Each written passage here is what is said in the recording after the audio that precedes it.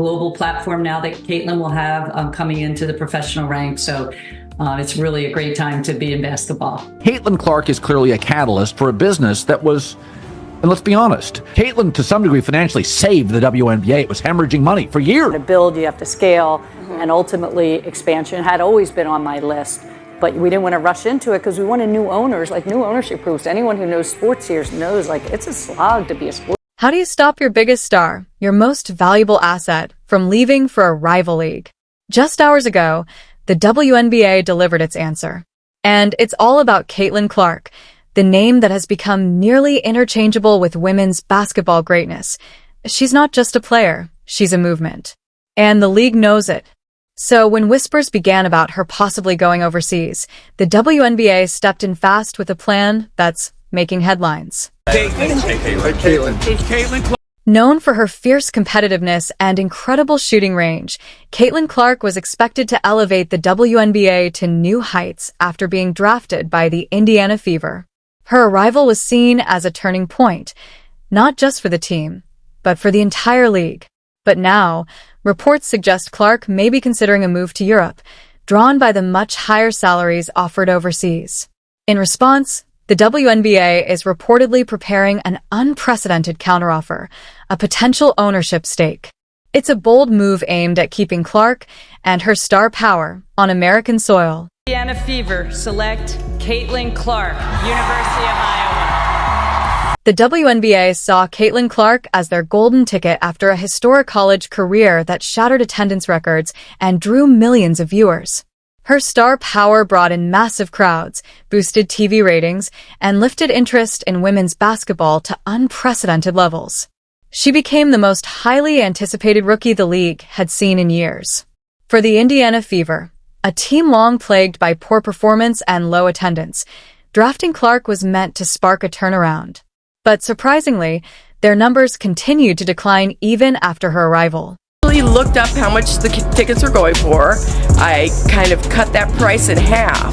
Sites like SeatGeek are charging hundreds and thousands for a seat at Carver Hawkeye. She says the attention for the sport has grown a lot in the 15 years she's been a superfan. Many believed Caitlin Clark could single-handedly transform the Indiana Fever, and that belief wasn't just hype. During her college years and into her rookie season, Clark proved she was a magnet for fans. Her games quickly became must-watch events, drawing record-breaking viewership and nearly quadrupling attendance for the Fever. That surge in attention played a major role in the WNBA's best season, yet for television ratings. Are going to be over 200,000 higher than the next highest total attendance in league history. Clarkonomics, my... Even though Caitlin Clark's WNBA debut was electric and record-setting, international interest hasn't cooled off. European teams continue to chase her with lucrative offers, hoping to lure her overseas. Europe has long been a financial haven for elite WNBA players, offering bigger paychecks and strong competition.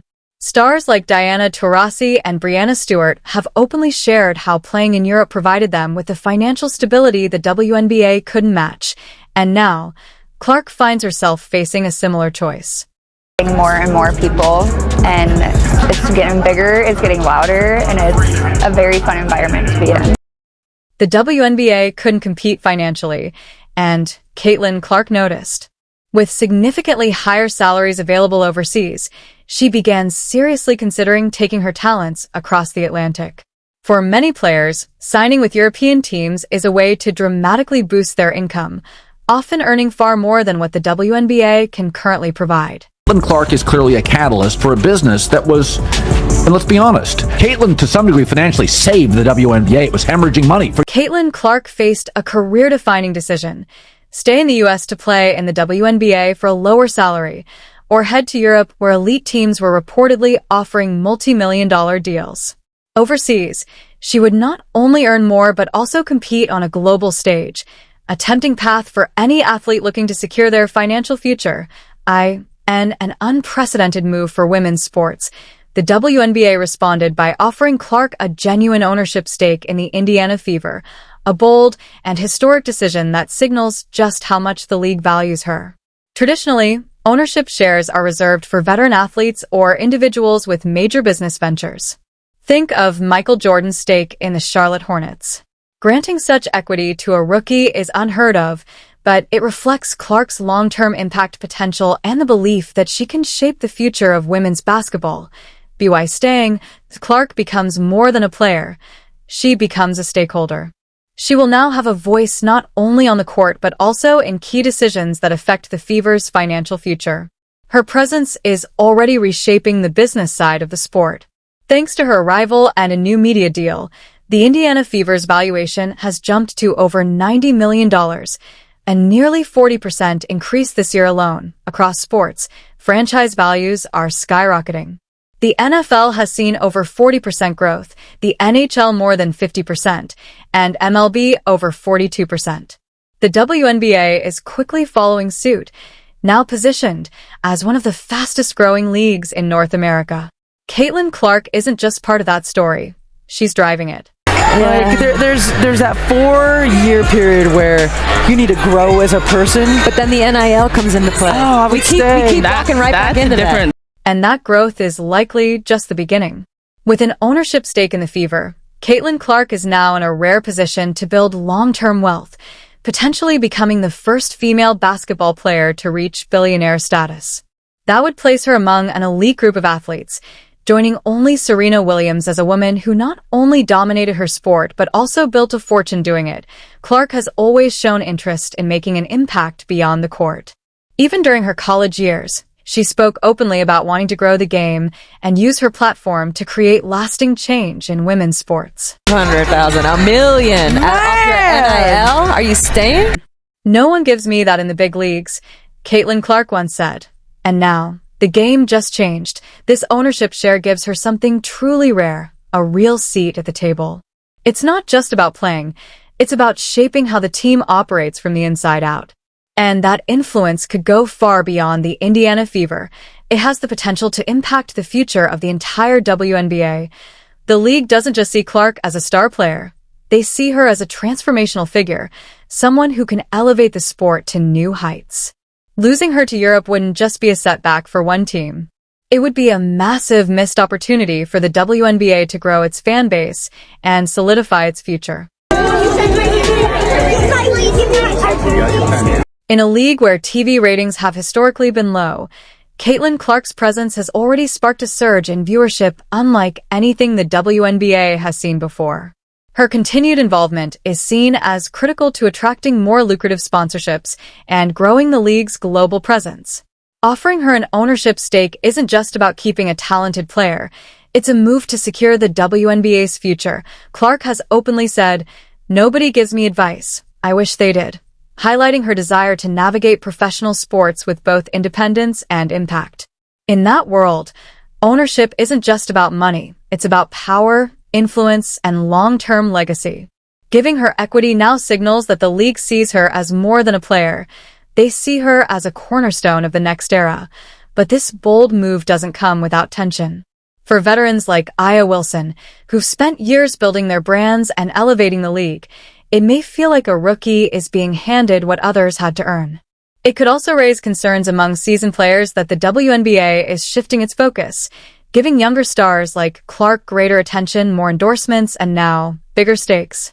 If not handled carefully, it could create divisions inside locker rooms and shift team dynamics in ways the league hasn't had to manage before. NBA has seen record-breaking numbers this season in viewership, ticket sales, merch sales, and just overall growth. Clark's groundbreaking offer could set a powerful precedent, one that future players may come to expect.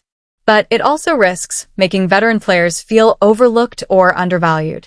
For athletes like Aya Wilson, who've spent years building their careers and helping grow the league, it might seem like their contributions are being overshadowed by the arrival of newer, more marketable stars. This type of deal would place Clark in a unique position within the WNBA, not just financially, but also as someone with a voice in the Fever's business operations. That level of influence is rare, especially for a rookie. While it signals the league's commitment to investing in its future, it also highlights a growing divide between how the WNBA rewards rising stars versus how it supports its long-serving veterans. to 40%. Between ticket sales, which is up 93% to 16%. Between regular game viewership, which is up 180% to 20%. What Caitlin Clark has done is grown the WNBA exponentially. In the end, the WNBA's unprecedented offer of an ownership stake symbolizes just how far the league is willing to go to keep its most marketable star, Caitlin Clark. Her growing influence both on and off the court has become too valuable to risk losing. But while this move marks a bold step forward, it may also stir frustration among veteran players like Aya Wilson, who've spent years earning their place, without the same kind of spotlight or reward. Picking every single thing I do, and I know I want to, help this franchise get even better, help my teammates get even better, be better for my teammates, and I know there's a lot of... This moment marks a clear shift in the league's priorities, one where younger, media-driven stars are being elevated in ways that even seasoned champions haven't experienced. All eyes are now on Caitlin Clark. Will she accept the WNBA's historic offer and become a part owner of the Indiana Fever? Or will she, like many before her, head to Europe in search of higher upfront pay? Either way, this unprecedented deal is likely to send shockwaves through the league, potentially stirring tensions among its top players.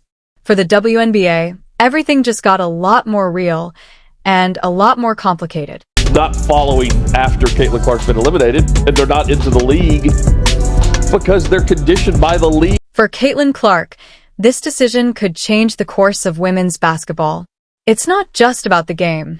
It's about the legacy she wants to leave. If she stays, she'll become the first player owner in WNBA history, breaking new ground for future generations. But if she leaves, it will raise even more questions about the league's ability to hold on to its brightest stars. Either way, the future of the WNBA is in her hands.